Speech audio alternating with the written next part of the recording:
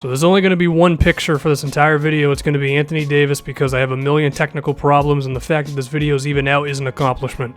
Anyway, let's go. New Orleans Pelicans are in a really frickin' weird position. You got Anthony Davis, who's one of the best players in the league, offensively and defensively, and it seemed that this season he was ready to elevate himself to being like the best player in the league, and the Pelicans were going to be a 4 or 5 seed in the Western Conference. Didn't happen. Now, part of that was because of injuries, no doubt. Alvin Gentry also disappointed as a head coach because he thinks Anthony Davis jump shots are the way to go, even though Anthony Davis is effective from mid and three-point land a little bit. You really should just be attacking the rim like a crazy person with that guy. But the Pelicans have quite a few problems, and if we can go through the roster, we can start to see where's this team going this year and then a few years into the future. Jrue Holiday, first and foremost, a very good point guard when he's actually healthy. Unfortunately, he hasn't been healthy in about 4 years. But when he is able to play, Jrue Holiday can put up about a solid 15 and 6 for you. He can shoot around 44 to 45% from the field. A damn good three-point shooter and a nice defensive player as well. An overall really quality point guard that unfortunately has just struggled with actually staying on the court. And I think when you have a guy like Anthony Davis, a ball handler who can play the pick and roll with him is so important. So hopefully Jrue Holiday can put in a full healthy season for them. He did play 65 games this year, although the majority of it was off the bench. So I feel like a full starting healthy season for Jrue Holiday, I think he can be very good for the Pelicans. The question is if he's actually going to be healthy. The shooting guard position is really interesting. There is Buddy Hield, who is a rookie, of course. I don't like to place expectations on rookies because the majority of the time they don't actually make you any better. There are, of course, outliers. There's the Damian Lillards and the Karl Anthony Towns of the world, but majority of the time, rookies don't really move the needle. But if Buddy Hield can perhaps put up 10 to 12 points per game while being respectable from 3 and someone the defense has to pay attention to, awesome. If he's not able to do that, he's only a rookie, okay? We can't harp on him too much. There are some other options at the shooting guard position, though. There is E'Twaun Moore, who, interestingly enough, had some stretches last year for the Chicago Bulls where he was really damn good, putting up about 14 points per game, shooting above 40% from 3. I think that's the sort of dude who you could insert into the shooting guard spot right now and could be a real option for you when it comes to stretching the floor. There is also Quincy Pondexter, who has been a shooter for the Pelicans in the past, including 2 years ago where he was just lights out once they acquired him at the trade deadline, I believe. He didn't play at all this previous year, and he's a guy who can provide three-point shooting as well as some defense. So personally, I would probably put him at the shooting guard position if he can be the 3 and D player for you, unless Buddy Hield or E'Twaun Moore just go wild when it comes to their outside shooting, which I guess is possible, but there are definitely some options at the 2-guard spot for them, so that's cool. Now at the small forward position, there's of course Tyreke Evans, and Tyreke's a really weird player because he's ball dominant, and sometimes he over dribbles and gets himself into trouble, and he's sometimes a ball stopper. And he's not super efficient from the floor, but at the same time, he shot 39% this year from 3.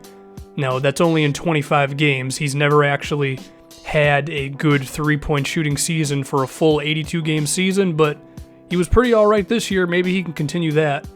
And I feel like if you get Tyreke in a specific sort of offense where you give him the ball and you say, all right, we're running you in a pick and roll with Anthony Davis, I think he can be valuable.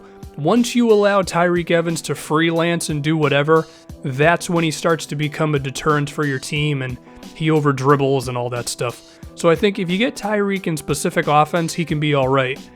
The only thing is Alvin Gentry was not a great offensive head coach last season.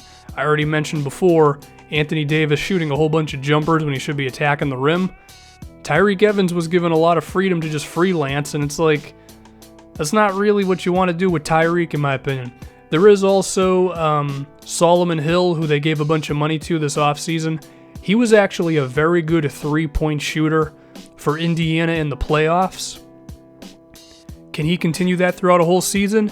I mean, if he can, then the contract is definitely justified because he's a solid defensive player, and if he can give you plus 35% from 3, shooting a few 3-pointers a game, then you got yourself a nice player at the small forward option. If he can do that, I would probably start Solomon Hill at the 3 over Tyreke. I think Tyreke is meant to come off the bench. I think that's his style of play. I think it's just meant to be a 6th man for them. Of course, Quincy Pondexter could also play the 3 spot if you feel that Etuan Moore or Buddy Hield are just killing it from the 2-guard spot. You could slide Quincy Pondexter into the 3. 4 spot is, of course, Anthony Davis. He's awesome. The center position. Their centers are straight trash. Omer Asik has fallen off a cliff since being pretty decent with the Houston Rockets. Kendrick Perkins is Kendrick Perkins.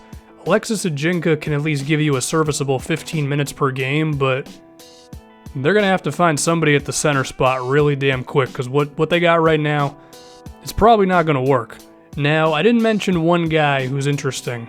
Terrence Jones, who is not a center, but I think he does add some versatility to this Pelicans team because at Terrence Jones' best with the Houston Rockets, he was a damn good defensive player, an athlete, an okay rebounder, about a solid 6 or 7 per game, and someone who could finish around the rim really well. He also did shoot 35% from 3 one season with the Rockets. I honestly like the front court of Terrence Jones at the 4 and Anthony Davis at the 5 the most for the Pelicans, honestly. Obviously, you can't play Davis a full season at the 5, but I like those two playing together. I really do. I think the Pelicans walking into next season, their lineup could be something like Jrue Holiday, Etuan Moore, Solomon Hill, Terrence Jones, Anthony Davis. I mean, hell, there's some defenders in that lineup, if anything. And I think the foundation of this team, it should be Anthony Davis pick and rolls because the guy's a friggin' beast. So if Jrue Holiday can have a healthy season and he can run pick and rolls with Anthony Davis, and then you have hopefully Buddy Hield being respectable from 3 and Etuan Moore and Quincy Pondexter and Solomon Hill, if all these guys can hit some 3-pointers for you and force the defense to actually pay attention to them, and if they can at least play some respectable defense as we expect Solomon Hill as well as Quincy Pondexter to do, perhaps Terrence Jones can have a bit of a revitalization with the Pelicans because he wasn't that awesome for the Rockets last season. If Alvin Gentry can get Tyreke Evans into some committed offense, I guess. I don't think Tyreke Evans can play in a strict scheme, but he can play in a pick and roll style type of thing. I think the Pelicans have some life here, but at the same time, Buddy Hield could disappoint his rookie year. Etuan Moore, he might not be able to do what he did in Chicago for an entire season. Solomon Hill might not really be a 3-point shooter at all. Terrence Jones might just be some weird, awkward, small forward, power forward thing that can only score at the rim, which gets in Anthony Davis's way. And you might be relying on Omer Asik and Perkins and all them to do something, which they probably can't do. And then Anthony Davis is just going to be on an island going, the hell's going on around here, man? So where do I think the Pelicans are going to finish in the West this season?